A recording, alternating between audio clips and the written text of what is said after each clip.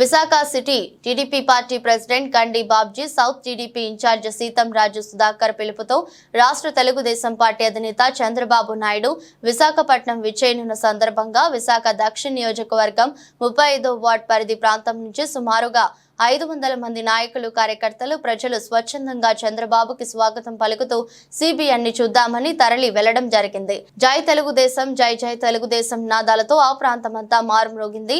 CBN ప్రసంగం అనంతరం 35వ ward corporator Villuri Bhaskar Rao Visakha లోకల్లో ప్రజలు ఎదుర్కొంటున్న పలు సమస్యల గురించి వినతి పత్రం ద్వారా సిబిఎన్ కి తెలియజేశారు.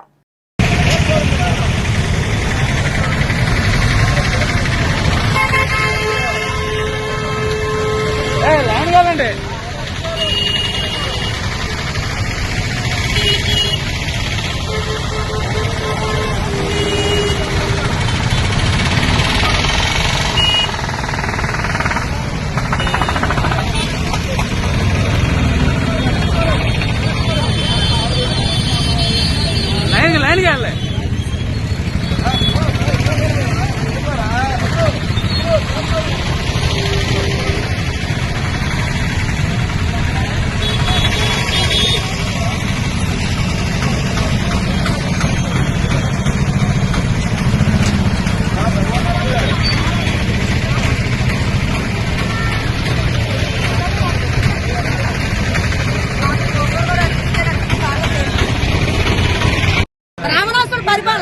ఈ పరిపాలనలో మేము బతకలేం.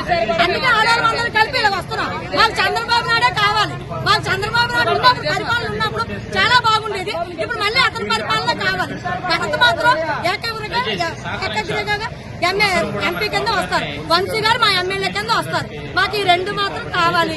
మాకు విశాఖ మహిళలు చెప్పండి, 5 ఏళ్లు పరిపాలన చేసేసాక జగన్ ఇవాళ 4 రోజుల్లో ఎన్నికలు పెట్టుకుని మళ్ళీ రాజధాని గురించి ప్రత్యేకంగా మాట్లాడుతున్నారు. విశాఖకు వస్తాను, ఇక్కడ రాజధాని చేస్తాను, ప్రమాణ స్వీకారం చేస్తారు, అద్భుతంగా డెవలప్ చేస్తారంట. మీరు ఏం చెప్తారు విశాఖ మహిళగా? ఇసుకొండలో కొండలు అమ్మిస్తారండి. ఇంకా కొండలు అమ్మడానికి కూడా ఏమీ లేదు. ఇప్పుడు మమ్మల్ని ఆడవాళ్ళ మీద, ఒక్కొక్క మహిళ మీద ఒక్కొక్క 10 వేలు అప్పు చూపించి కట్టించాలి.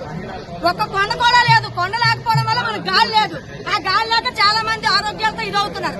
ఇంకేటున్నాయి అమ్మేయడానికి? ఇంకేం లేదు. బీచ్ ఒకటి ఉంది. ఆ బీచ్ కూడా, సముద్రం కూడా ఉప్పునీటి సాగుకు అమ్మేస్తాడు. ఇంకా ప్రతి మహిళకి కూడా 5 వేలు ఈ 5 సంవత్సరాల్లోనే 18,500 ఇస్తానంటాడు. ఈ 18,500 మళ్ళీ రెండోసారి వస్తే 1 లక్ష రూపాయలు 5 సంవత్సరాలకు అప్పులు చూపిస్తాడు మహిళలకి. మాకు అతని పరిపాలన అయితే భయం వేస్తుంది. మాకు రామనాథుడి పరిపాలనగా అనిపిస్తుంది. రాముడి పరిపాలన అయితే కాదు. సరిపోతుంది.